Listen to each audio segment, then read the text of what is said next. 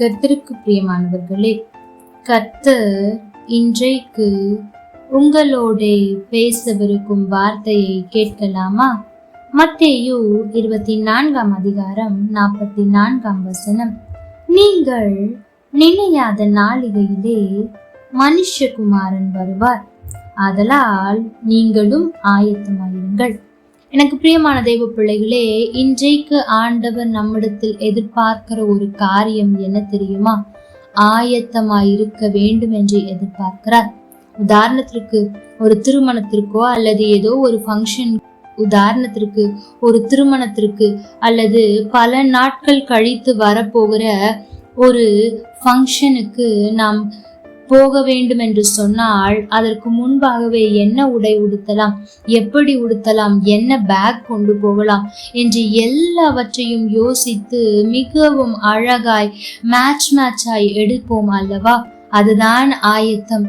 சாதாரண உலகத்தில் நடக்கிற திருமணத்திற்கே நாம் இவ்வளவாய் நாம் யோசித்து ஆயத்தமாகுவோம் என்று சொன்னால், பரலோகத்தில் கல்யாணம் நியமிக்கப்பட்டிருக்கிறதே, நாம் மணவாட்டிகளாய் இருக்கிறோமே, அப்படி என்றால் எவ்வளவு நாம் ஆயத்தமாக வேண்டும் என்பதை சிந்தித்து பாருங்கள்.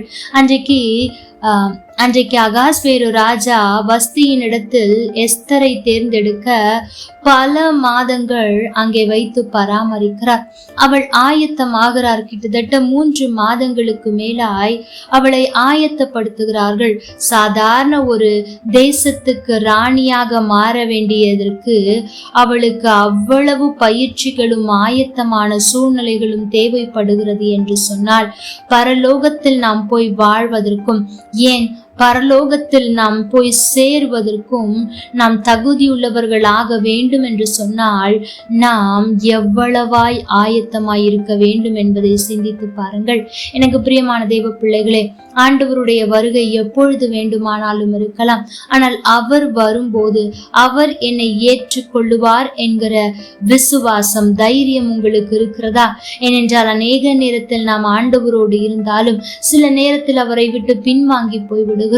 ஆரம்பத்தில் இருந்த அந்த அன்பு இல்லாமல் இருக்கலாம். ஆகவே நமக்குள்ளாய் கூட ஒரு பயம் எழும்பலாம். என்னையெல்லாம் ஆண்டவர் பரலோகத்திற்கு கொண்டு போவாரா? நான் பயந்து கொண்டே இருக்கிறேனே, பயப்படுகிறவர்கள் நரகத்தில் தள்ளப்படுவார்கள் என்று வசனம் சொல்லுகிறதே, இப்படியெல்லாம் நான் நடந்து கொண்டிருக்கிறேன். ஆனாலும் கூட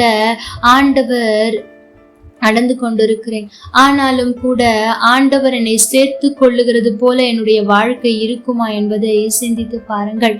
எனக்கு பிரியமான தெய்வ பிள்ளைகளே, ஆண்டவர் உங்கள் ஒவ்வொருவருடைய கண்ணீர் துளிகளையும் அவர் நினைவில் வைத்திருக்கிறார். அதை ஒருபோதும் உங்களுக்கு செலுத்தாமல் விடுவதே இல்லை. ஆனால் அதற்கு நாம் செய்ய வேண்டியது என்ன தெரியுமா?